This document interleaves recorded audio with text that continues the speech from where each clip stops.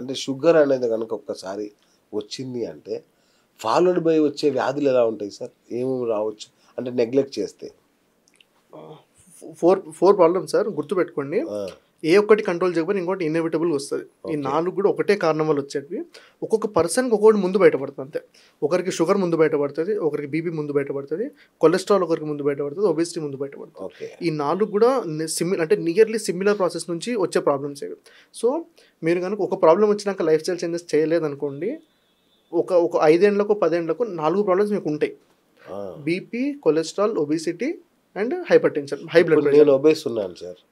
ఇప్పుడు ఏదో ఒక యు ఆర్ రోజు ఎట్ హై అంటే ఏది 4 ఏ ఒక్కటి ఉన్నా మిగతా 3కి హై రిస్క్ ఉన్నట్టే.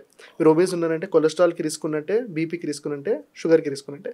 కానీ ఈ 4కి టాబ్లెట్లు వాడాల్సిన అవసరం లేదు. ఆ! First diet and life style changes. Okay. How diet place an important నేను చెప్తాను. అంటే ఇప్పుడు ఎట్లా ఉంటుందంటే మన లైఫ్ స్టైల్, మన డైట్ ఎట్లా ప్రేరణ చేస్తారు. నన్ను చాలామంది అడుగుతారు, సార్ మన ఇండియన్ లైఫ్ స్టైల్ మనం ఎన్నో వందల ఏళ్ళ నుంచి తింటున్నాం కదా సార్, మన పూర్వీకులు అందరూ తింటారు బాగున్నారు, మరి ఇప్పుడు ఎందుకు మనం డయాబెటీస్ క్యాపిటల్ అవుతున్నాం అని. So that answer is input and output match చేయాలి.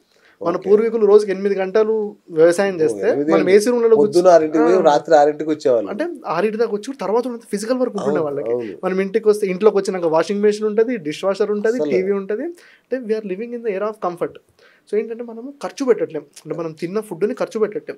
So whenever there is mismatch, అంటే మీరు తినే ఫుడ్ ఎక్కువ మీరు ఖర్చు పెట్టే తక్కువైంది అనుకుంటే డిస్పారిటీ వచ్చినప్పుడు ఆటోమేటిక్గా ప్రాబ్లం వస్తుంది. ఓకే. ఒకరోజు కాకపోతే ఇంకో రోజు వస్తుంది ఆ problem.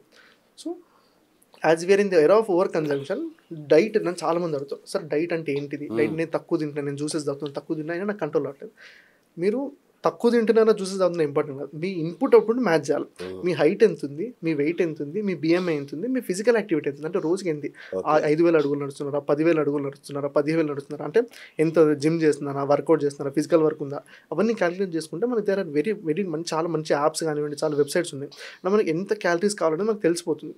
We have to match that. మనం ఇప్పుడు ఎందుకంటే మనం అవుట్పుట్ని పెంచలేకపోతున్నాం కాబట్టి ఇన్పుట్ని తగ్గియాలి.